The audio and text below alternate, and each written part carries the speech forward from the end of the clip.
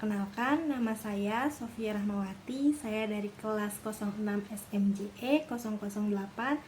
Saya di sini akan menjelaskan tentang portofolio investor, investasi dan trading.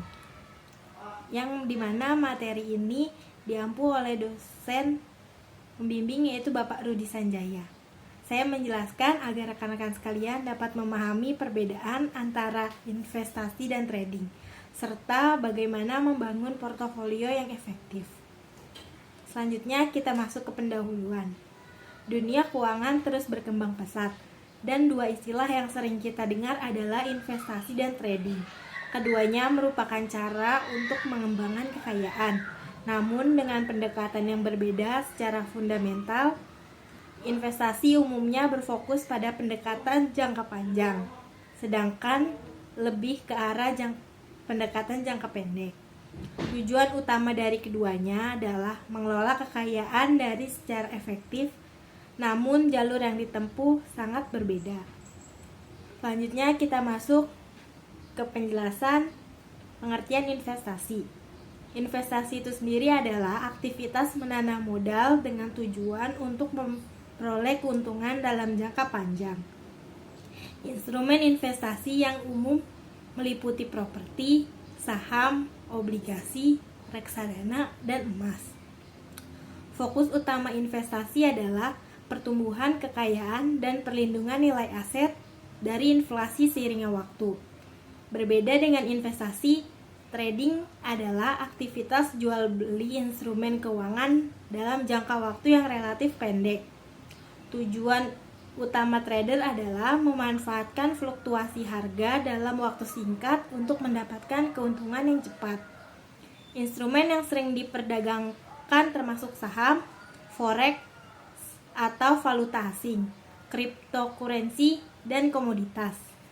Perbandingan antara investasi dan trading berdasarkan aspek tujuan, keterlibatan, dan resiko.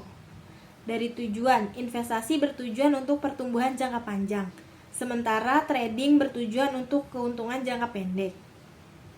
Keterlibatan, investor cenderung lebih pasif karena mereka membeli aset dan menahannya. Sedangkan trader jauh lebih aktif, mereka secara konstan memantau pasar dan melakukan transaksi. Yang ketiga ada resiko. Resiko dalam investasi cenderung lebih terukur karena horizon waktunya yang panjang. Sedangkan di sisi lain, trading memiliki resiko yang lebih tinggi karena volatilitas harga dalam jangka pendek. Setelah memahami investasi, mari kita bahas portofolio investor individu. Portofolio adalah gabungan berbagai instrumen investasi yang dimiliki oleh investor. Diversifikasi portofolio adalah kunci untuk mengurangi resiko. Ada berbagai jenis portofolio seperti konservatif yang berfokus pada stabilitas, moderat atau keseimbangan antara pertumbuhan dan stabilitas, dan agresif yang berorientasi pada pertumbuhan tinggi dengan resiko tinggi.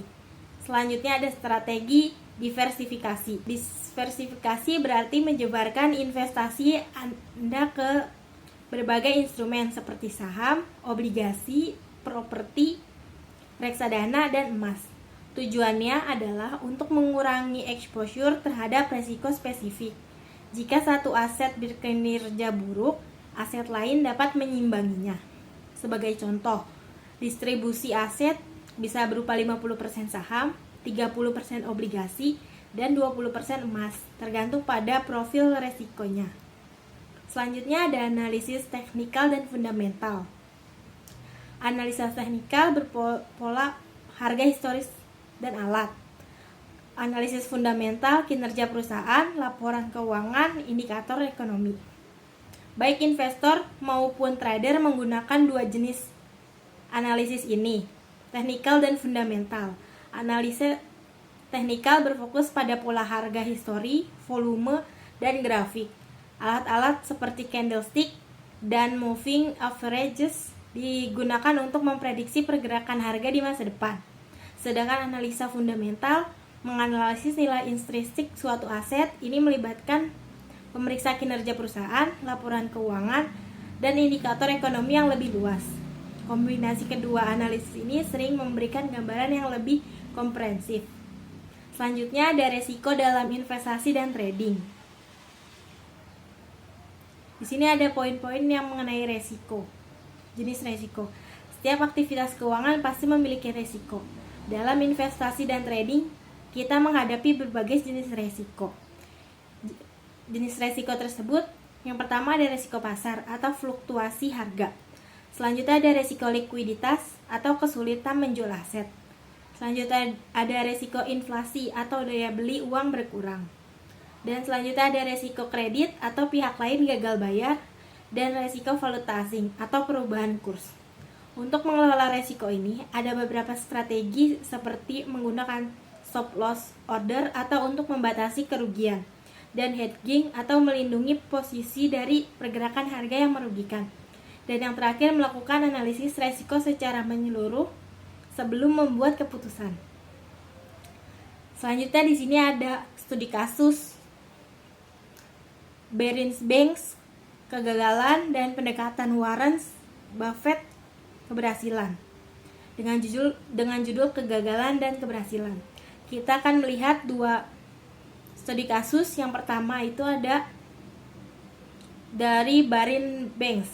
Bank ini bangkrut pada tahun 1995 akibat strategi trading beresiko tinggi yang dilakukan oleh Nick Leeson, menyebabkan kerugian 1,3 miliar dolar. Ini menyoroti betapa pentingnya manajemen risiko yang ketat. Kedua, ada studi kasus keberhasilan punya Warren Buffett. Pendekatan value investing ala Warren Buffett yang berfokus pada pembelian saham undervalued berdasarkan analisis fundamental telah menghasilkan keuntungan jangka panjang yang konsisten dan menjadikan ikon di dunia investasi. Di sini juga ada kesimpulan dari penjelasan yang saya sampaikan tadi. Yang pertama, ada investasi sangat cocok untuk tujuan jangka panjang, sementara trading lebih cocok untuk keuntungan jangka pendek. Selanjutnya ada diversifikasi portofolio adalah strategi utama yang harus diterapkan untuk mengurangi resiko dan melindungi aset. Dan terakhir, pemahaman yang baik tentang analisis teknikal dan fundamental sangat krusial untuk membuat keputusan yang tepat dalam investasi maupun trading. Sekian dari saya. Wassalamualaikum warahmatullahi wabarakatuh.